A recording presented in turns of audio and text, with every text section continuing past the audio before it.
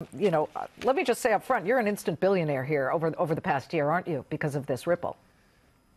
Well, Liz, it's certainly been an exciting year, there's no question, and I think the performance of XRP is really just a reflection of the problem it's solving, and solving a real problem at scale. And so the value that's been created, I think, is all about solving a real problem and solving it at scale, and I'm happy to talk more about that. Well, what's going on here? It's down more than 20% over the past 24 hours. We know that Coinbase said we're not in this yet, but there are a whole bunch of issues at play, and there are people who own this now. They looked at it and said, well, geez, it's about $3 or so. It's much less expensive, certainly, than Bitcoin, which is at thousands and thousands of dollars. So tell me, why is it dropping? Well, I think over the last 30 days, XRP is up over 1,000%, so 10x.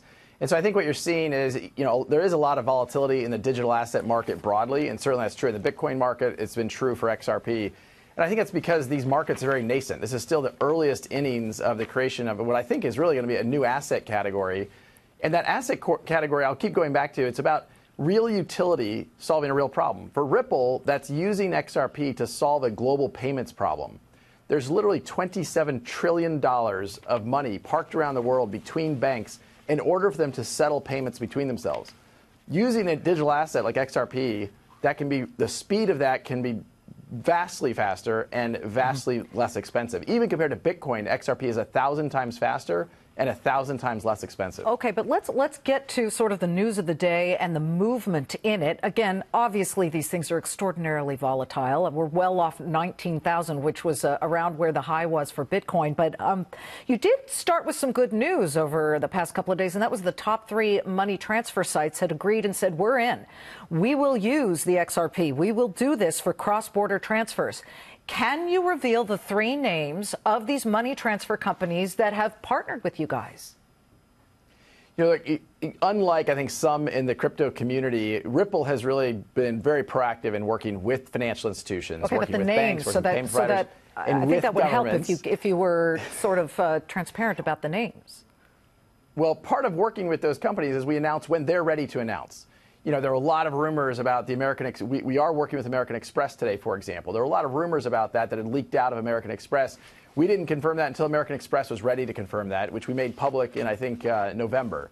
So we've publicly shared we are working with 3 out of the 5 largest in the world. We'll publicly, make those announcements with those customers when they're ready. Are you concerned about the frantic froth around everything related to the word Bitcoin, the word blockchain? We're thinking of just a couple of weeks ago when a beverage company called Long Island Iced Tea Company just announced to the market, we're changing our name, we're changing, and I think the ticker changed in the last 24 hours, to blockchain, something related to blockchain. We're going into looking at blockchain as an opportunity. That stock, now, what used to be LTEA, Long Island Iced Tea, is now LBCC. I'm assuming the B and the CC have to do with blockchain, is down 20% today. And people have woken up and said, wait a minute, there wasn't really a meaningful change. Does that harm what you feel is a legitimate, and as you say, we're in the incipient early stages of something that could be very valuable? I think there is no question that's harmful. I'm glad you asked about that, because at the end of the day, we are creating a new category, and you see what I'll call bad actors out there doing things that are bad for the long-term value creation, the long-term solving real problems for real customers. Ripple has announced over 100 customers to work with today, and when I see some of these things happen, I think that's not good for the whole industry. Having thoughtful regulation and working with governments. We announced the fact that we're working with the Bank of England as an example. We announced some things we've done with the U.S. Fed and their faster payments task force. We're going to keep working with the system, because I think the early days of Bitcoin were all about down with government and down with banks. Ripple has been, look, governments aren't going away, banks aren't going away. Let's work with the system to dramatically improve the way and reduce the friction for how money moves globally.